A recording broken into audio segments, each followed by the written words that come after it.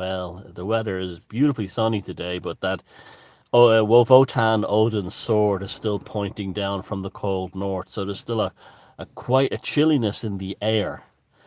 But it is a special day. We are now in Valpurgis, and as the sun begins to fall, we enter into Valpurgis night, and now then from that we go into Beltane. Don't forget, Lever Velocity premieres tonight at 3:30 a.m. Irish time, which will put it either premiering in either, well, some parts of the world or the other, in Valpurgis, most of the world, in either Valpurgis or in Beltane, May Day. And I will be staying up late tonight to follow the premiere, and myself and Jason can now finally rest and enjoy the fruits of our labour in terms of seeing how people, and hopefully people enjoying this film and getting a lot out of it and all the work we put into it. But we're already working on our next project, which more details about in shortly to come. And so the things are moving very, very quickly now. I've just been informed that I can return to my daytime. Well, I work 4 days a week, basically. 3 or 4. I returned to that back in June 1st. So things are moving pretty fast at the moment. And I want to talk about Valpurgis and Beltane for people in terms of what this time of year means. It's although it's about springtime and moving into summer, kind of a sense of cleansing. Part of that cleansing is the lamentation of the past. So our ancestors at this time of year, if in the olden days, the sick and the elderly would have died over the winter months. They would have died of influenza and viruses, after Christmas, after the winter solstice, and there would be, by now people would have decided to put the lamentation in the morning behind them and move on for the summer, and that's what we're dealing with at the moment. I think it's unusual this year because the whole lockdown and the whole ping pong and everything else and the needlecraft a lot, that we're beginning to put that into bed in our consciousness as we move into the brighter days, and there's ferocious growth at the moment around. Now, this time of year, I'm generally quite, anti-Abrahamic, and the church burner. I'm very church burny. I mean, metaphorically. I don't do that for real. I never would.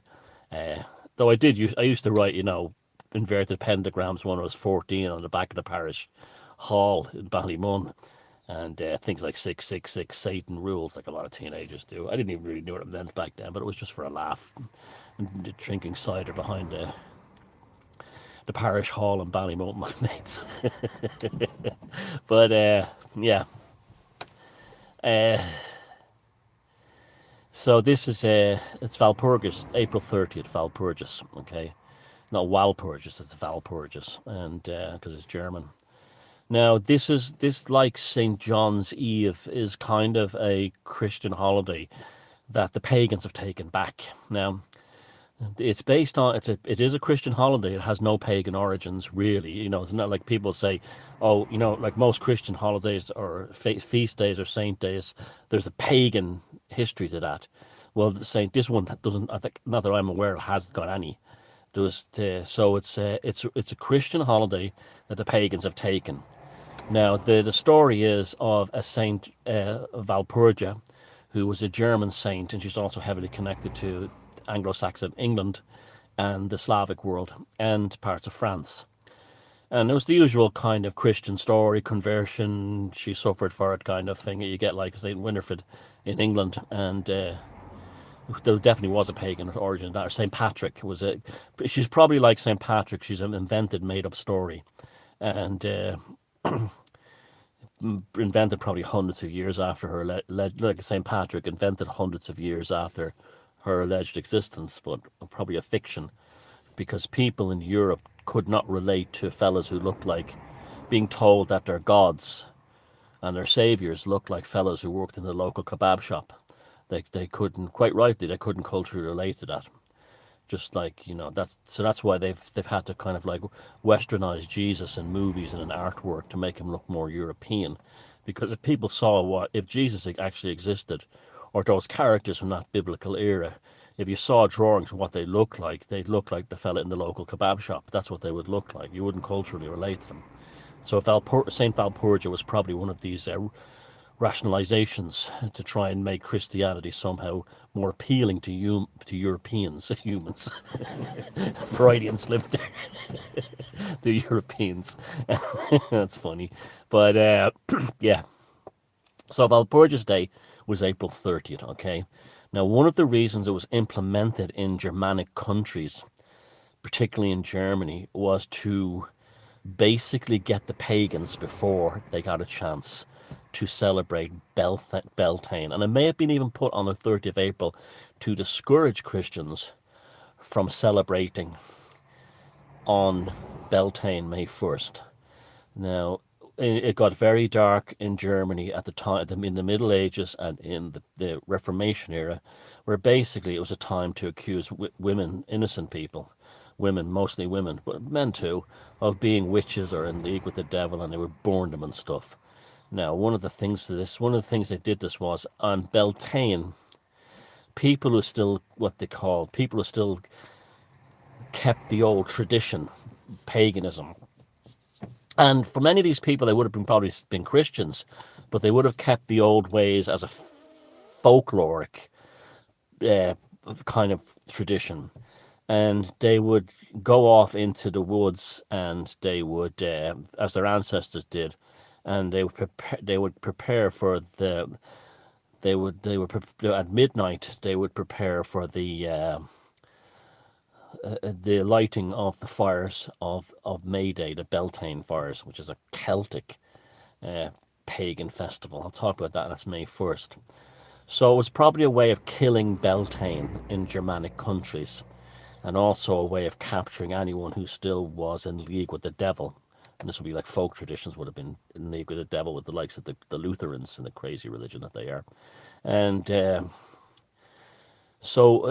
thing is that it became, then what happened was, at the time when the Völkisch movements and the anti kind of Christian movements from the post-Romantic period in Germany, we're talking about around the 1870s on, people in Germany started to reject Christianity and moved back towards a kind of a folkish,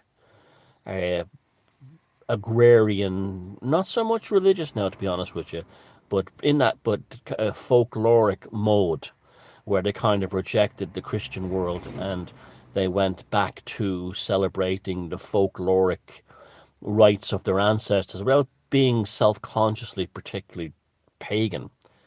And they recaptured Walpurgis Day and Walpurgis Night to do this. Now, in Germany, it's very associated with the Harz Mountains in northern Germany, and in particular Mount Brocken. Mount Brocken is a very sacred site in the north of Germany for pagans in Germany. And at the Brocken summit, there are some rocks. It's a big TV station towers today, but it's an important place because when you stand at the top of Mount Brocken, having been there myself, you can look right across to practically across to the Europe. I mean, if you could see them, they can't see them because the earth is curved. But if the earth was flat and you had a clear day, the next range of mountains to the east would be the Urals. You can literally look right across the Slavic world in deep towards Siberia, if it was clear. But you could see right, you can see for miles across Germany and nearly into Poland, and Silesia and places like that, from the top of Mount Brocken. So it became that kind of like Croagh Patrick in Ireland, or Croagh Crom, if you're a pagan. It became this thing to see a vast vista, to understand the power of the natural world and the power of a mountain. The Brocken is also famous for the Brocken angel, which is a specific light effect that people report in a photograph where a person with the light is at a right angle, a certain angle in winter behind them, it creates a silhouette of a gigantic, what looks like an angel in the sky. But anyway, on Valpurgis, the neo pagans started to, and the pagans, the folkish pagans of Germany, started to recapture their past and go to Mount Brocken to celebrate Valpurgis. So it went from being a Christian festival to a pagan one, although it still remains a Christian one in the Slavic world, like in Bohemia. In fact, it's called the Night of Burning the Witches, and it's still got a very strong prejudicial viciousness about it, to be honest with you. But they don't actually burn witches, but they still call it that. Now, so the thing was, people would stay up all night long on Beltane, and in the morning go out and collect the dew from DEW, not JEW, from the condensation, the morning dew from the plants and leaves, and they would gather it all up in a bowl, and they would wash themselves with it, and it was a purification ritual to say the first part of the year, the time of lamentation, is now over, and the summer begins now, the time of restoration, and the growing of plants and all this kind of thing. And the Valpurgis thing was on that Valpurgis night. The Christians turned around and said, "Oh, it's the witches go to the Brocken to meet with the king of the devil." Well, the devil was the horned god, which is Kurunos in Northern Europe and the Celtic world, Pan in Southern Europe, and the Hellenic and Roman, the Greco-Roman pagan world. And the horned god, it's a very common thing you have in pagan Europe, is the concept of the horned god, the wild nature spirit, fertility spirit. So the Valpurgis would be about the lamentation of those we lost during the months of darkness, and the communication with nature through the horned god. And then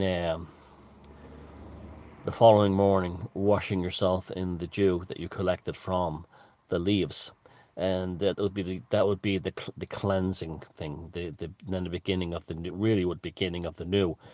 Now in Ireland and Celtic countries, Valpurgis was not celebrated. People would celebrate Beltane, and Beltane in Ireland was celebrated by the lighting of the Beltane fire at Uisneach, which is again a kind of a Mount Brocken type place in the centre of Ireland. Not as tall, but it's one of these places when you stand at Uisneach, you can see all over a huge area of Ireland, because it's in the middle of a flat area. It's in County Westmeath, so the middle of Ireland is very, very flat. So there's very few. It's like Holland or something. So when you go to a high ground, an upland in there, which is Uisneach, there's a thing called the Cat Stone, which they say is a glacial erratic, a rock that was put there by the Ice Age. But I don't know. It seems for something that's a glacial erratic, it definitely has the power of a megalith, and it's called the Cat Stone because it's shaped like a cat. Allegedly, I don't see that. And that might be a transliteration of an earlier word in Irish. But what happened was the first fires, the first the Druids would light the first, this is in Celtic Ireland, would light the first fires on top of Uisneach at Beltane. And all over Ireland, people could see the light in the distance, so like 20 miles away, like in Lord of the Rings, where they light the beacons to from Gondor to Rohan. It would have been like that. So within minutes, say like 20 miles away, they would have seen the beacon in all directions around Uisneach, and they would have lit that beacon. And then that would have all around Ireland on that night, they would have had lit fires. Within 5-10 minutes, 15 minutes, the entire Ireland would have been covered in these Beltane fires. And one of the traditions was the purification of cattle, and they would and people, and they would build kind of corridors of fire in the communities, and and what they would do is they would make the cattle walk through the fire, through the flames, not through the flames, but through the corridor between the two lines of fire. And the people would go through as well. So it's similar to the Jew festival, but this time it was done with fire, the burning away of old problems and this kind of thing, and the burning away of the lamentations of the winter, the loss of the loved ones who were sick or elderly who died over the winter. The period of lamentation would end, and this would be a way of almost like a psychological cleansing.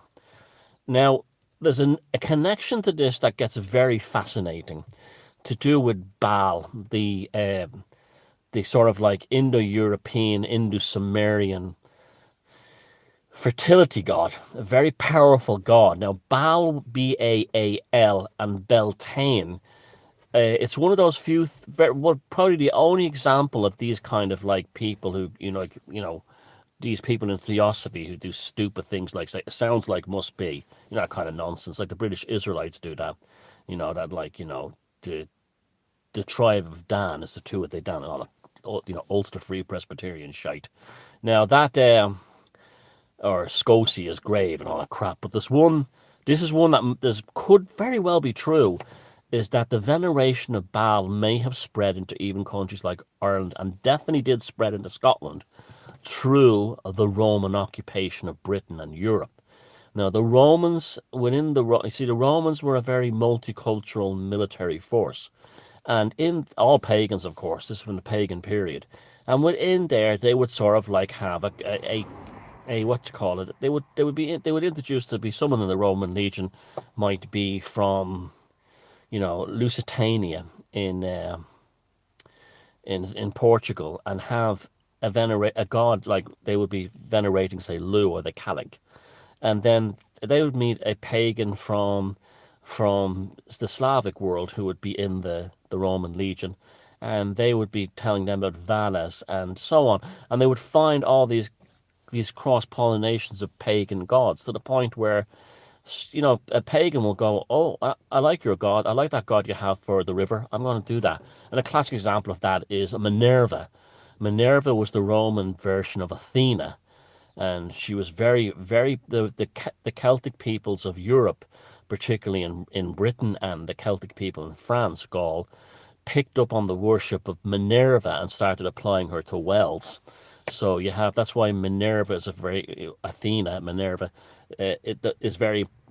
was celebrated among pagans that were not Roman. They would have been coming. So that's what pagans are like. They're not prejudiced.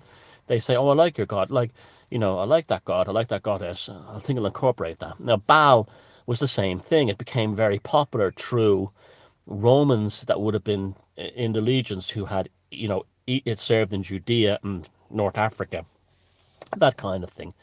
Now, Baal is a fertility deity. Now, he is attacked in the Torah and in the Talmud. So all these all these moron truthers who think that Baal is an evil demon or something like that, they're only doing. It's just funny. They're all anti-Semitic as well, but they all do what the Talmud and Torah tells them, and that's why they all hate Molech as well, because they think that's what the Torah. They go. They're all anti-Semitic, but they all hate the same things that the Torah and the Talmud have told them to hate. Just how stupid they all are. But truthers are a waste of fucking space. They believe everything without questioning anything, and then call other people sheeple. But the Baal thing was probably spread into Europe, and may have actually been venerated at the same time as Beltane. The word Beltane there's Irish, like in Irish, the word Baal means mouth. Okay, and but that we don't fully know the etymology through P&Q Celtic language to what Beltane really comes from. It's not very likely, but it's plausible that Baal worship was incorporated into the Celtic world. Now, we seem to have very good evidence of this in Scotland, particularly, where, you see, another feast day that's coming up in a while is a thing called St. John's Eve. Now, I never heard of St. John's Eve until I moved to this part of Ireland. And parts of Ireland that have a strong Scottish connection, Sligo, Donegal, they celebrate St. John's Eve. And that's St. John's Eve is also very popularly celebrated in Denmark and parts of Scandinavia. Now, and parts of Britain. Now, St. John's Eve is generally, but not, it's generally celebrated in July, around July 4th-ish time, interesting enough. And, but it's all over the place. It's just one of those things that was put all over the place. And, so St. John's Eve is in different times everywhere, more or less. But now it's been standardized, but originally, but up until the 1700s, all over the place. So there is maybe a possibility that Baal and Beltane do have a connection, which is would be one of the few ones. This is how interesting this stuff is. That is now, now now the communists stole May 1st because it's a crucial date in the psychological calendar. You know, it's sort of like one of those kind of like dates that, like, the summer, here comes the change. So that's why they picked May 1st, because it's about change and this kind of thing, new beginnings. And so there you go, that's Valpurgis, and that's Beltane. And like I said, leading up to this time, I'm usually pretty sort of like, you know, I get my kind of anti-Abrahamic thing on, think about all the things, the horrible things that were done to our ancestors. But it's like the rise in photonic energy that's been happening in the weeks leading up to now and still continuing at this moment, it's had a kind of a calming effect. The cold blade of the north has had a cooling effect almost. And I've been able to have properly lament things in my life and in the past that needed to be lamented and dealt with and processed. And I'm going to sneeze on the truth. But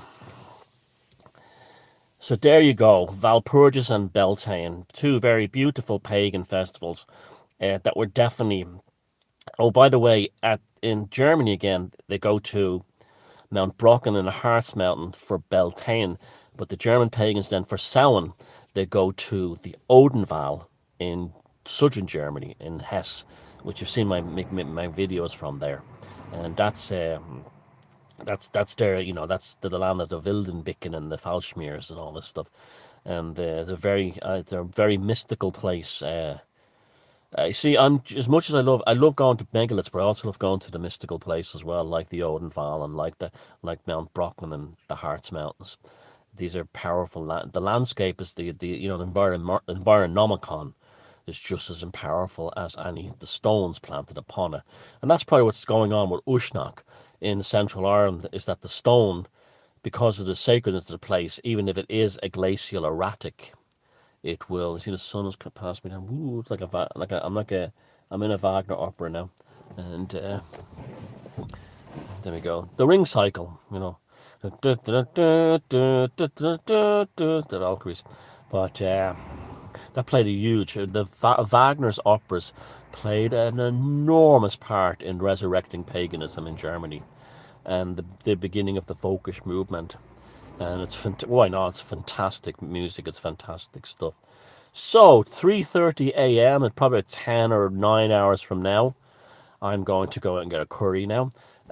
About 8 or 9 hours from now, maybe a bit more, the premiere of Lever Belosti, the apotheosis of Jack Whiteside Parsons. I think you'll love it. I think you really will love it. You will get a dimension of understanding from it that you're not normally subject to, because neither Jason or I are anti, you know, we're not Christians, so we don't come in thinking devil man. We didn't come in that way. We examine him as a person and his occultic and a scientific life. And again, we're both quite neutral to L. Ron Hubbard, because we're both. I mean, you read Dianetics, you can hardly fault that book. It's basically, you know, it's pretty good stuff. But that doesn't mean you have to become a Scientologist or anything like that. We believe that something happened to Hubbard or something like that. That's basically how he and I see this. But it's up for you to explore these things yourself. But one thing we both agreed on, that Jack Parsons was a remarkable human being, and his life deserves to be celebrated in. And that's kind of like the TV show Strange Angel kind of showed that, more than, you know, uneducated, ignorant Christians and flat earthers slagging him off because he's a devil man or something like that. So I hope you enjoyed the film, and if you do, please share the link around all your social media, encourage other people to see it, And you want to contribute to Patreon, the link is there, or any way you can for the next film projects, because Jason and I are going to go tearing full on into things. And as soon as the lockdowns are over in terms of easy flights and stuff, we want Beyond Room 313 to be the documentary channel that we and people like us and the tribe have always wanted, that no TV doesn't supply anymore. So, Shona Beltane and Guten Valpurgis. Love you all, folks. Bye bye, and thanks for everything.